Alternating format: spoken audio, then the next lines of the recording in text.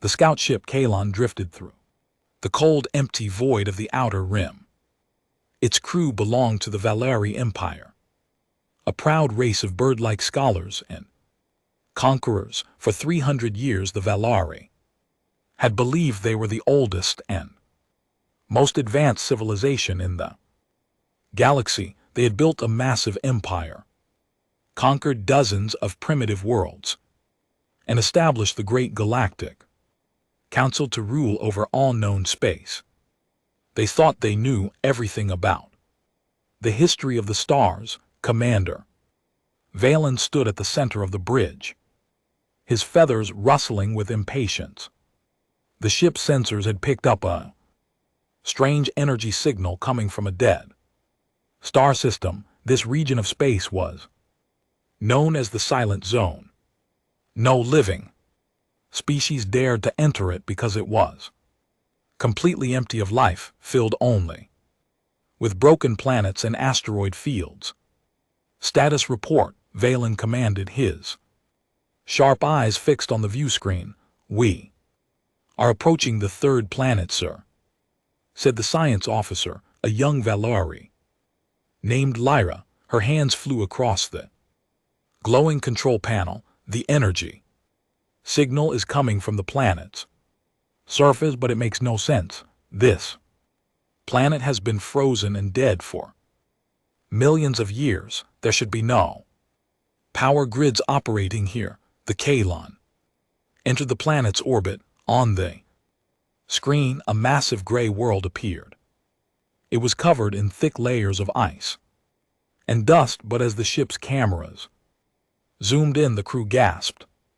Underneath the ice there were shapes, massive, geometric shapes that could not be natural. They were the ruins of gigantic cities stretching across entire continents. By the ancestors, Valen whispered, "an ancient civilization before our empire, sir. The energy signature is a beacon," Lyra said, her voice shaking. "It just activated because our ship crossed the system's outer border. It is a data broadcast. It is repeating a single message in a completely unknown language using a primitive but incredibly powerful radio frequency. Can you translate it?"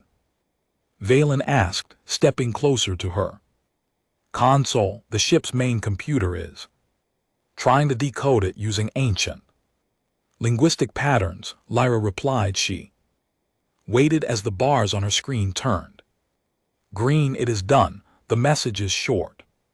It says, "We were here. We reached the stars. Remember us." Valen stared at the screen. The Valari thought they were the first to build cities in space. They thought they were the creators of history, but these ruins were older than the Valari race itself. "Scan for technology," Valen ordered. "We need to know who built this. We need to know how they died." The scout ship descended into the upper atmosphere. The true scale of the ruins became clear.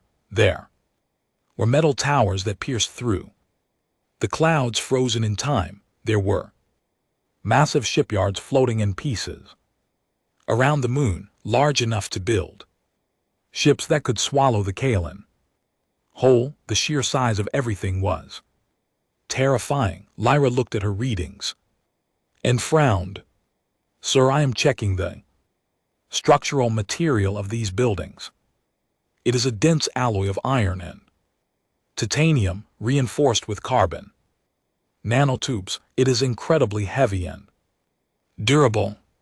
The energy required to mine and shape this much metal is beyond our current imperial production capacity. That is impossible," Valen snapped. "The Valari Empire commands the resources of 50 systems. Then whoever lived here commanded something much greater," Lyra said softly. They landed the ship in a massive plaza that had been cleared of ice by the thermal heat of the active beacon. Valen, Lyra, and a squad of armed soldiers put on their environmental suits and stepped out into The freezing air. The wind howled through the canyons of metal and stone. They walked toward a large dome-shaped structure where the beacon was located. Inside they found a massive chamber filled with glowing crystals and rows of ancient machinery. In the center of the room stood a large pedestal. Floating above the pedestal was a three-dimensional projection of a creature. The creature stood on two legs. It had no feathers, no scales, and no armor. It had smooth skin, hair on its head, and two forward-facing eyes, filled with an intense, unbreakable light. It looked fragile compared to the powerful Valari, yet the projection held an aura of absolute confidence. "Is this them?" the soldier captain asked, raising his weapon nervously. "Lower your gun," Valen said. "They have been gone for millions of years." Lyra stepped forward and touched the pedestal. The projection changed. Images began to flash across the room. They saw fields of green, blue oceans, and billions of these two-legged creatures building their first wooden ships, then their first steel cities, and then their first rockets. They saw a history of endless struggle, war, disease, and survival. The creatures called themselves humans. The Valari crew watched in silence as the history of humanity unfolded before them. They saw that humans had faced disasters that would have wiped out the Valari. Their planet had suffered ice ages, asteroid impacts, and brutal global wars. Yet every time they fell, they stood back up. They did not give up. They rebuilt bigger and stronger than before. Then the images showed humanity leaving their planet.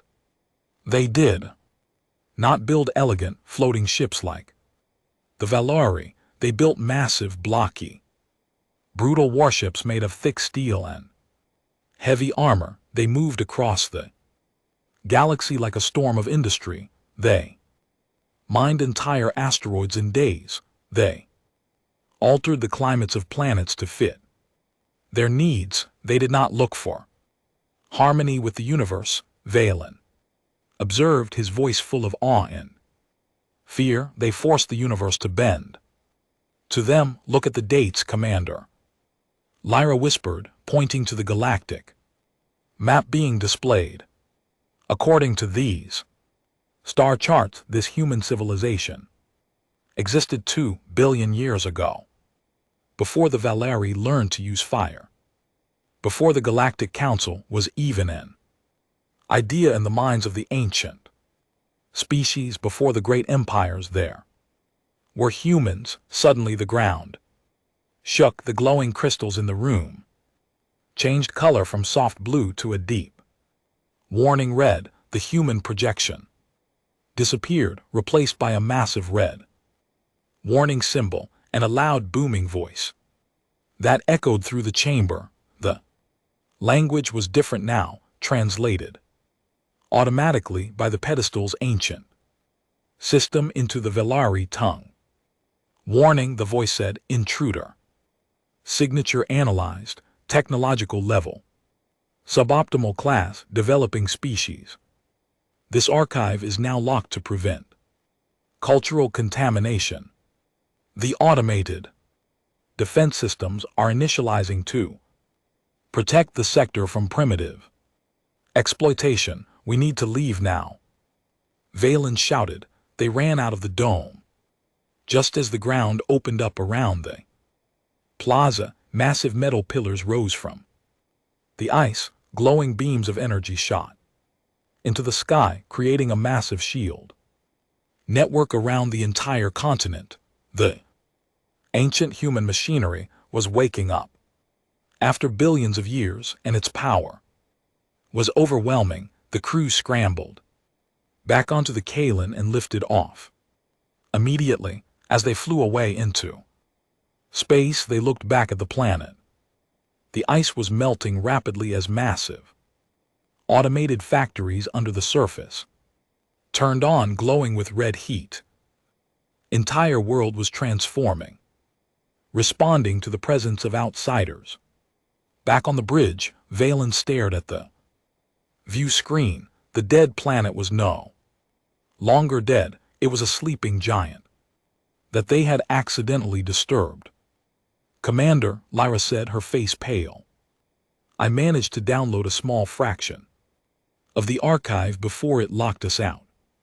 It contains a list of coordinates, thousands of them all across the galaxy, all inside the Silent Zone." Valen looked at the map. The Silent Zone was not an empty wasteland, it was a giant tomb, or perhaps a giant sleeping chamber belonging to a species that had mastered the galaxy before anyone else was even born. "We must return to the capital immediately," Valen said, his voice trembling. "The Emperor and the Council must know about this. We thought we were the rulers of this galaxy, but we are just children playing in the ruins of giants. We must pray that they stay asleep." The great galactic council chamber was filled with the voices of 1,000 different alien species. The air was thick with the scent of various atmospheres and the humming sound of translation droids. At the center of the room sat the High Counselors, representing the three most powerful empires in the galaxy, the Valari, the Krell, and the Xylos. They were debating trade routes and border disputes, confident in their absolute authority over the universe. Suddenly the heavy doors of the chamber flew open. Commander Valen stepped inside, followed by Science Officer Lyra. They looked tired, their clothes stained with dust from a distant world. The guards tried to stop them, but Valen pushed past them, holding a glowing data core in his hand. "High Counselors," Valen shouted, his voice echoing through the massive hall, "I request an emergency hearing. Safety of the entire galaxy is at stake." The Grand Counselor of the Valari, an old and decorated leader named Thul, frowned.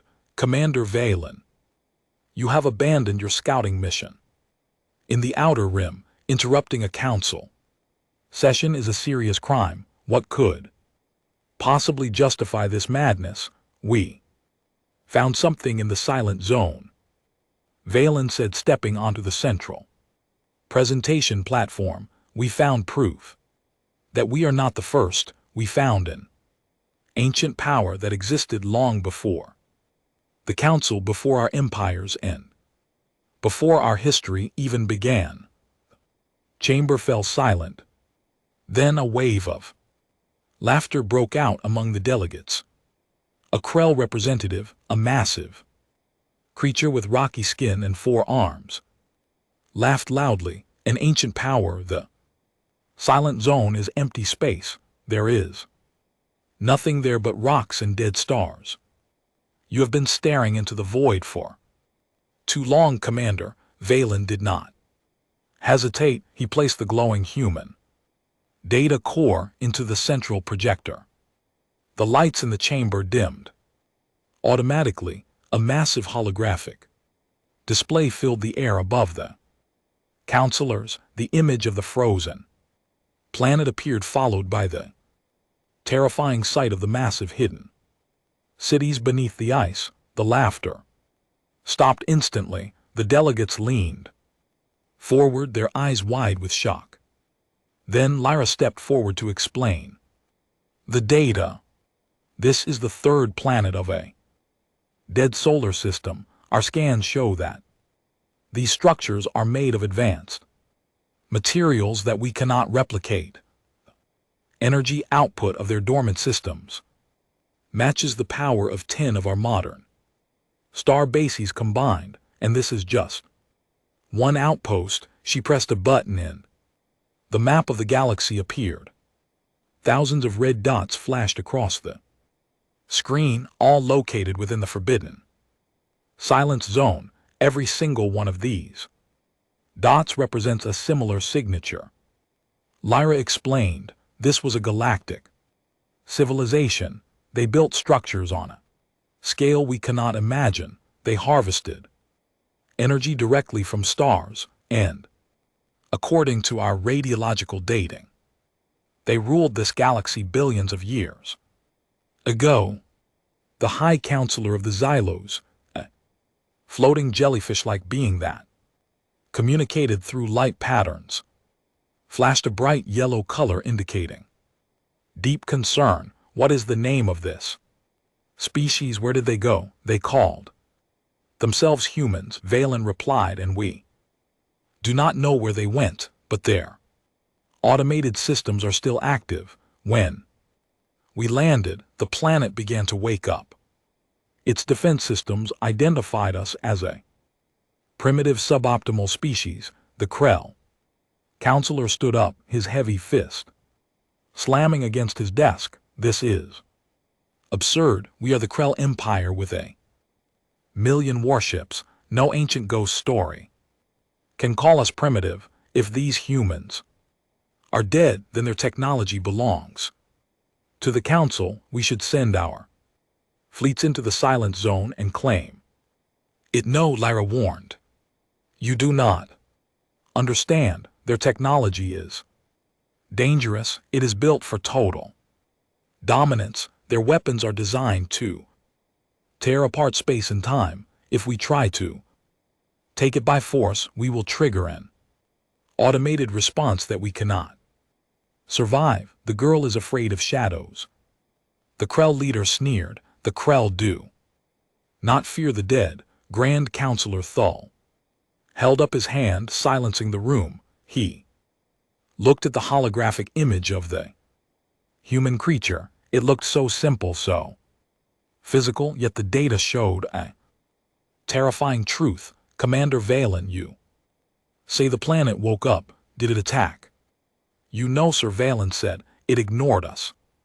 It put up a shield and locked its archives. It treated us like an annoyance, not a threat.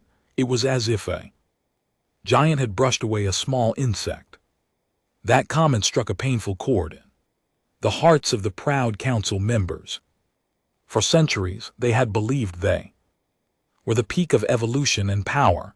To hear that they were viewed as mere insects by a dead species was a massive blow to their pride. The council immediately ordered a secret investigation. They formed a special task force led by Valen and Lyra to study the borders of the Silent Zone. They wanted to know if the humans were truly gone or if they were just waiting in the dark. Over the next few months, the tension in the galaxy grew. The Krell Empire, driven by greed and pride, secretly sent a small fleet of 50 warships into the Silent Zone. They targeted a massive automated human shipyard floating near a gas giant. They wanted to capture the advanced human ships and use them to overthrow the Council and rule the galaxy. Valen and Lyra monitored the Krell movement from their scout ship, staying safely outside the zone. They are making a terrible mistake, Lyra said, watching the Krell fleet approach the human shipyard on her sensors. The shipyard is waking up. Look at the energy readings. It is drawing power from the nearby star. The Krell warships opened fire on the shipyard, trying to disable its defense grids. Their powerful plasma cannons hit the ancient structure, creating massive explosions of light. For a moment it looked like the Krell were winning, but then the human shipyard responded. It did not fire standard lasers or plasma. A single massive beam of dark energy shot out from the center of the station. The beam moved so fast that the Krell ships could not react. It passed through the first 10 Krell warships, instantly dissolving their hulls into basic atoms. The ships did not explode, they simply ceased to exist. The remaining Krell ships tried to turn around and escape, but the shipyard activated a localized gravity well, the space around the Krell fleet twisted, pulling them backward toward the station. One by one, the proud warships of the Krell Empire were crushed into scrap metal by the invisible force of human gravity tech. In less than 3 minutes, the entire Krell fleet was completely destroyed. The shipyard then turned its lights back off, returning to its silent sleeping state.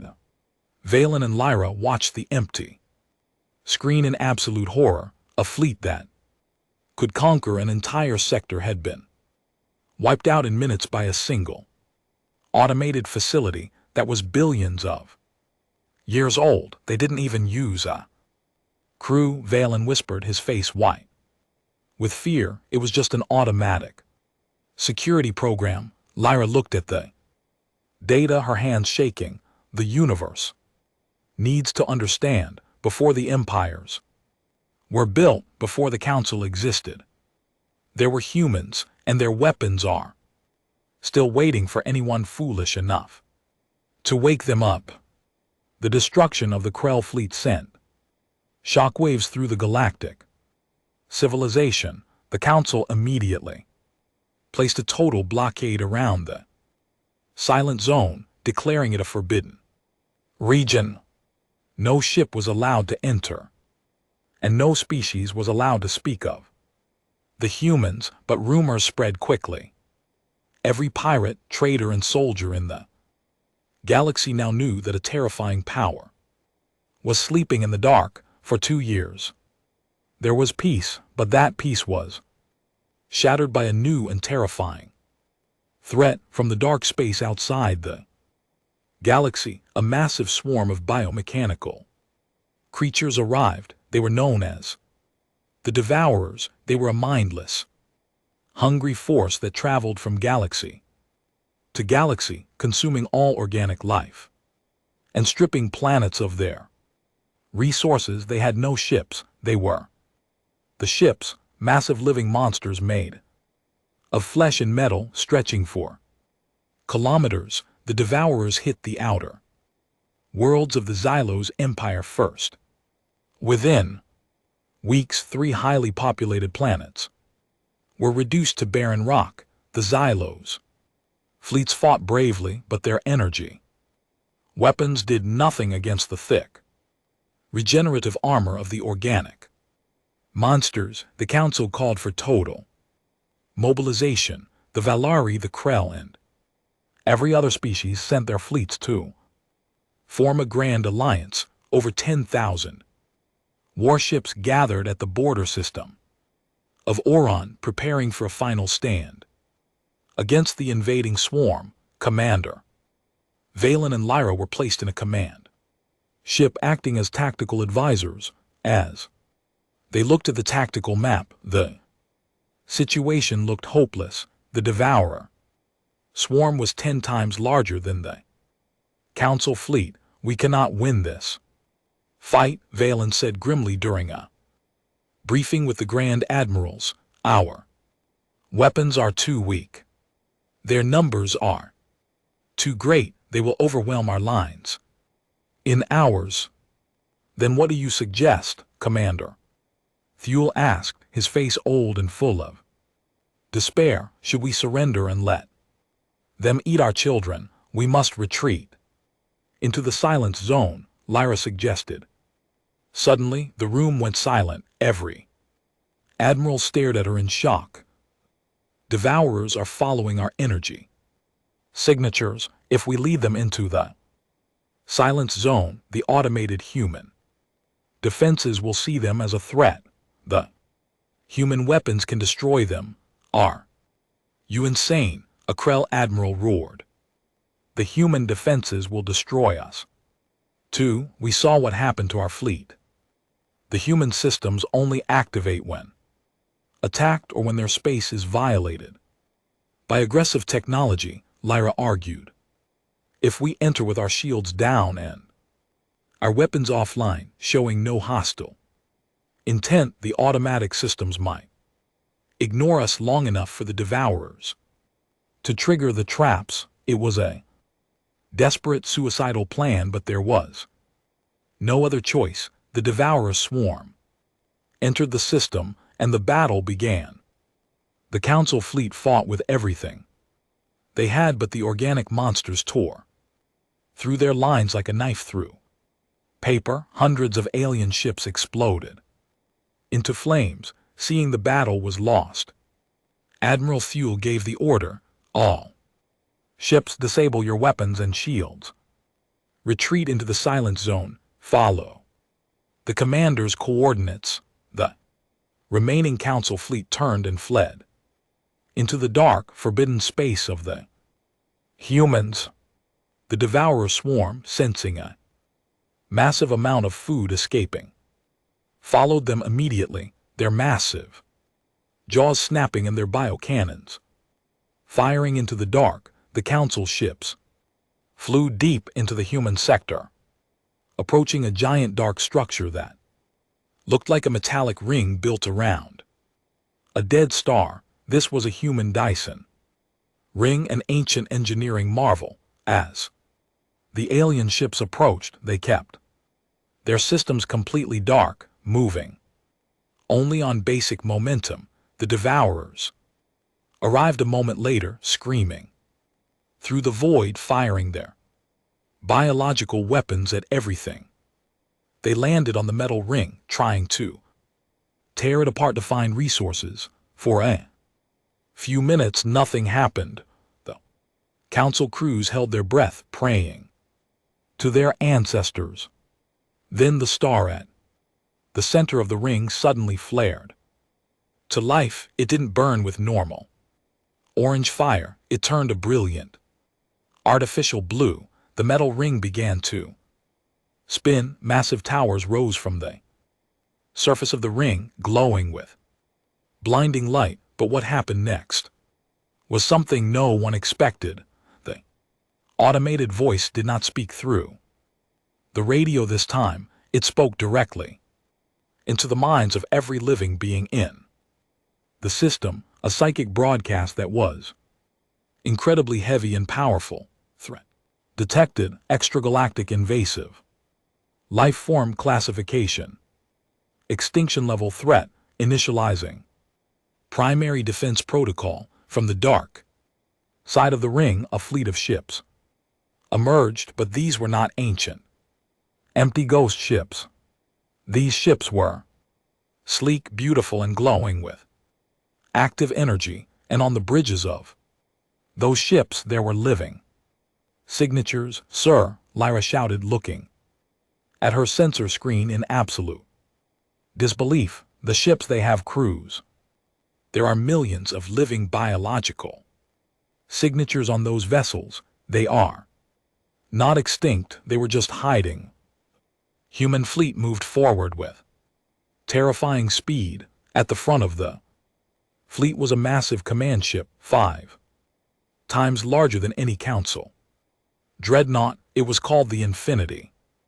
The Devourer swarm turned to attack the new threat, launching millions of their smaller bio-monsters toward the human ships. The humans did not hesitate. They fired their weapons. Bright beams of white light cut through the void.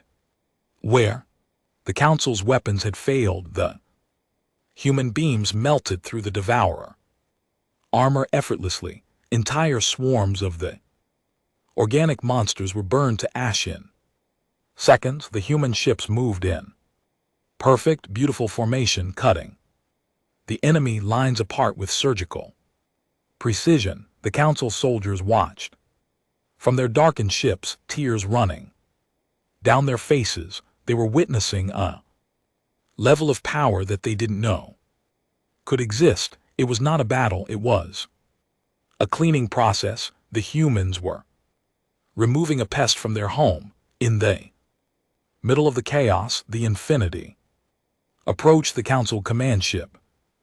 Communication channel opened automatically on Violin's bridge. Screen flickered and a human male appeared. He wore a simple dark uniform with a silver star on his shoulder. He Had gray hair and a tired but incredibly kind smile. He looked exactly like the projection they had seen in the archive 2 years ago, but he was real. He was breathing. Greetings, travelers, the human officer said in perfect Valari language. I am Admiral Marcus of the Human Union. We apologize for the dust. We have been sleeping for a very long time, but we always keep an eye on our neighbors. Valen could barely speak.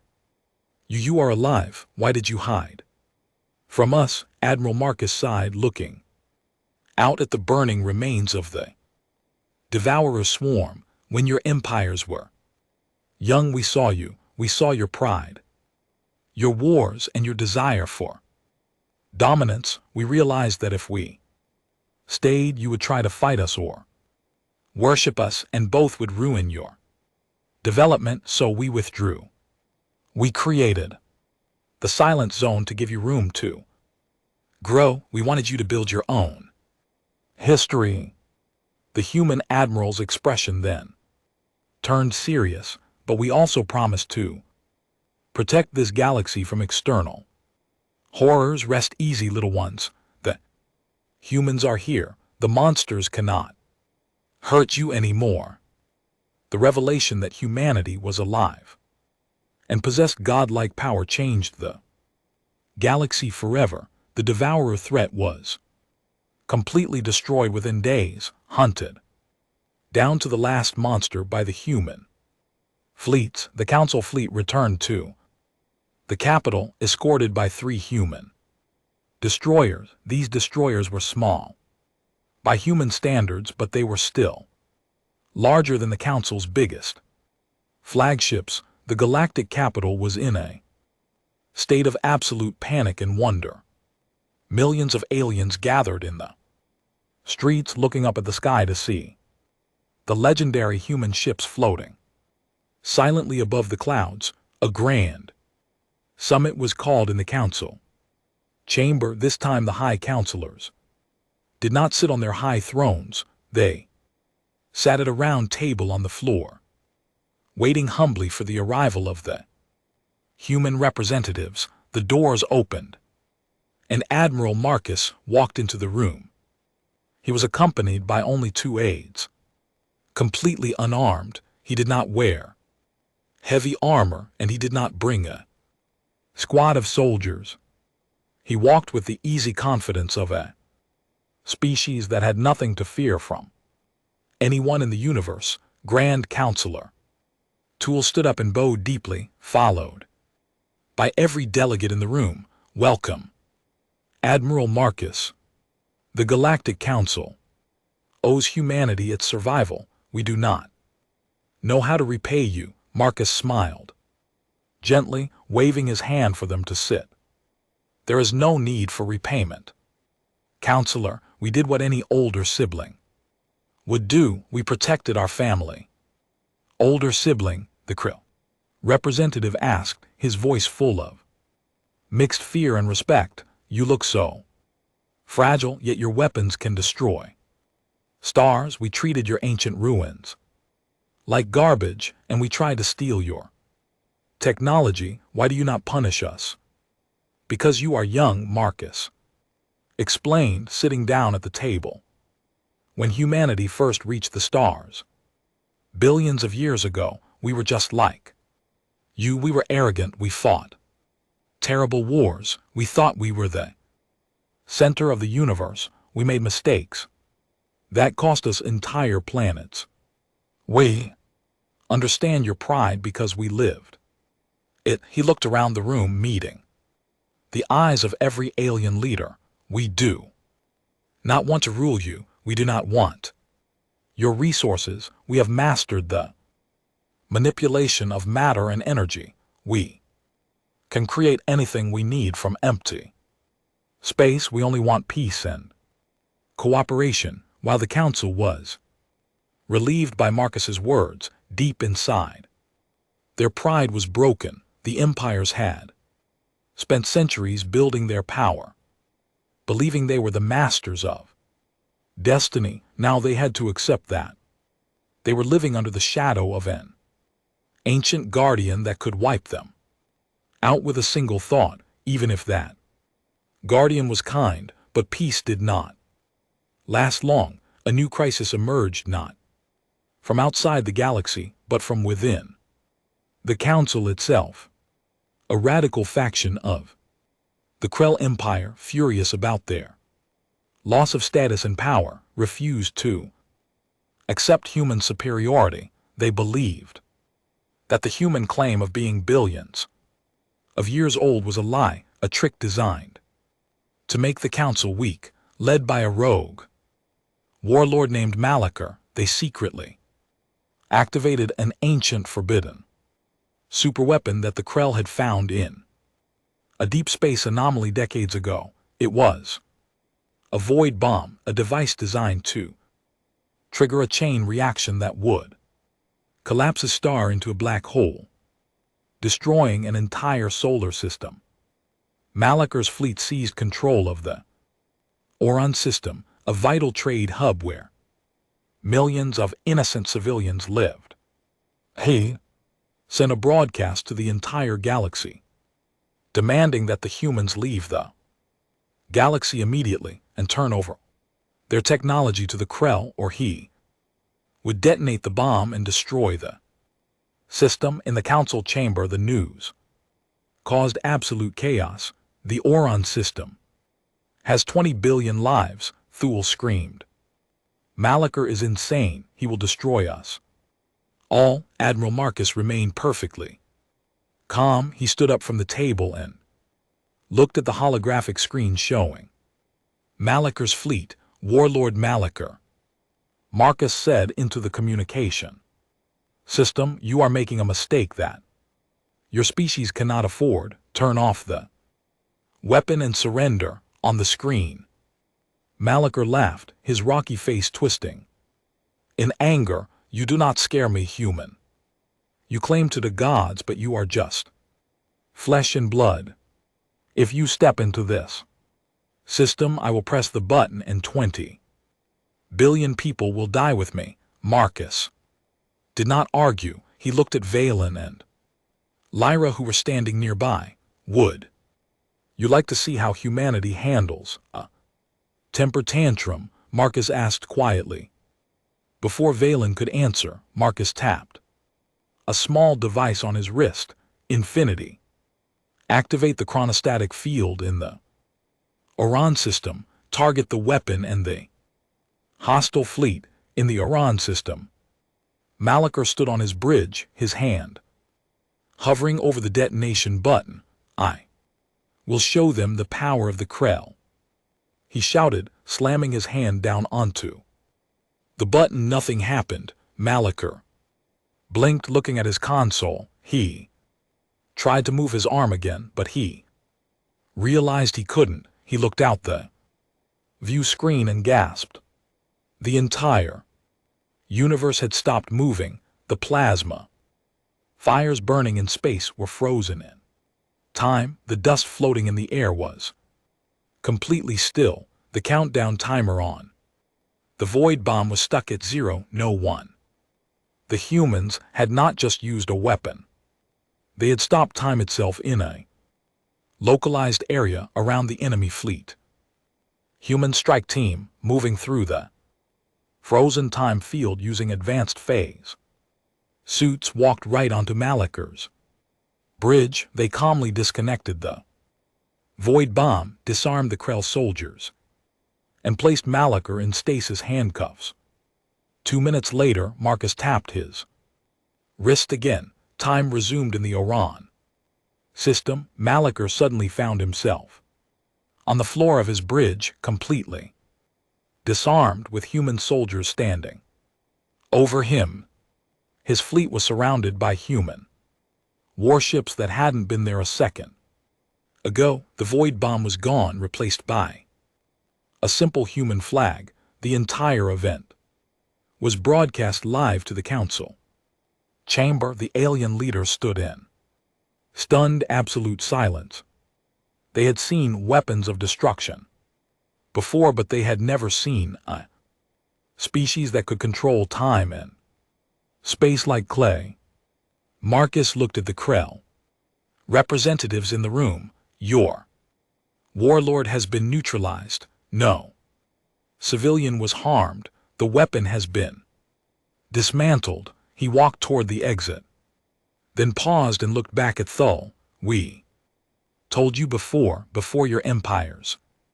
Before your council we were here. We have seen every weapon, every war and every strategy. Do not try to fight us. We are very good at keeping the peace. The Grand Galactic Council entered a new era. It was no longer a council of rulers but a council of students. The alien species realized that their understanding of science, philosophy, and power was primitive compared to the humans. They stopped fighting themselves. The borders between empires became meaningless as everyone sought to learn from the ancient guardians.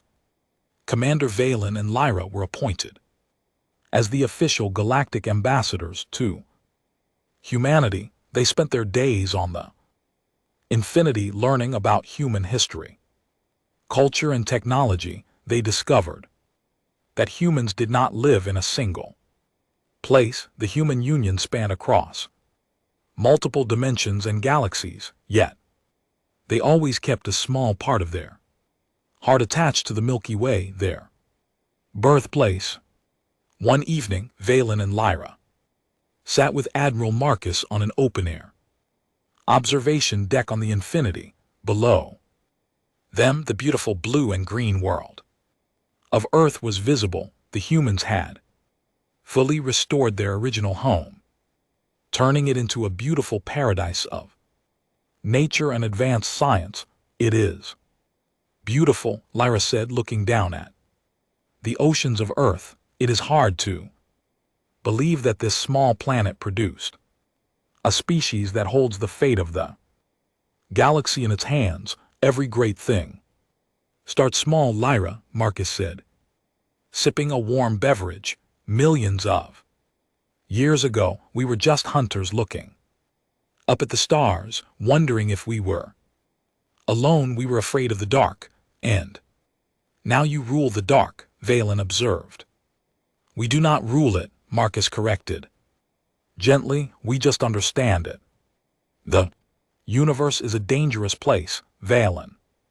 There are entities out there in the deep space between galaxies that are older than time itself, horrors that make the devourers look like pets. That is the real reason we stayed hidden, and that is the real reason we keep our weapons sharp. Valen felt a cold shiver run down his spine. There are worse things out there.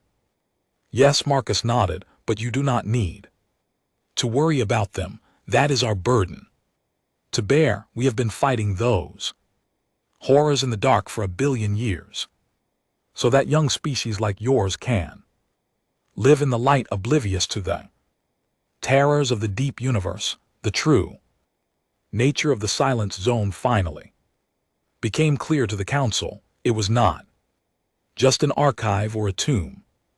It was a massive shield wall, a fortress line, built by humanity to protect the inner galaxy from the true monsters of the cosmos. The empty space was filled with hidden sentry stations, gravity traps, and planetary fortresses designed to stop extra-dimensional invasions. The Council realized that their entire existence was a gift from humanity. Every empire that had risen, every war they had fought, every piece of art they had created had happened only because the humans were standing guard at the edge of the galaxy, taking the blows from the terrifying outside world. As the years passed, the relationship between humans and the alien species grew stronger.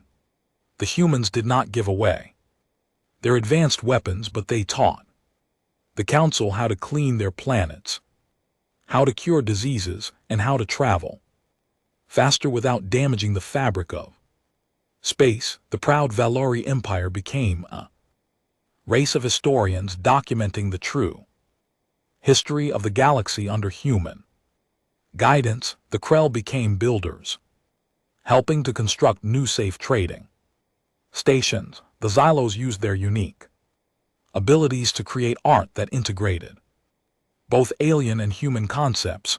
A great monument was built at the center of the galactic capital. It was a massive statue made of the unbreakable human alloy. It depicted a human hand holding up a small fragile star representing the galactic species. Beneath the statue, an inscription was carved in every known language of the galaxy. The inscription read, "To the Guardians in the dark. Before the empires were born, before the council was formed, before the stars grew old, there were humans, and because Clear's throat they stood, we live." Valen stood before the monument on the day of its dedication, looking up at the metal hand. Beside him stood Lyra, her hand resting gently on his shoulder. "We were so proud," Valen whispered, remembering the day they had first entered the silent zone. "We thought we were the masters of the universe." "It is a good thing we were wrong," Lyra replied with a smile. "The universe is too big to face alone. It is nice to know we have an older brother looking out for us." High above the capital city, the silver ships of the human fleet flashed their lights in acknowledgement of the monument before slipping silently back into the dark void. They returned to their endless watch, standing guard at the edge of the stars, ensuring that the peace they had built would last for eternity. The aliens had realized too late, but they had realized the truth. Humanity was not just a species, they were the eternal soul of the galaxy.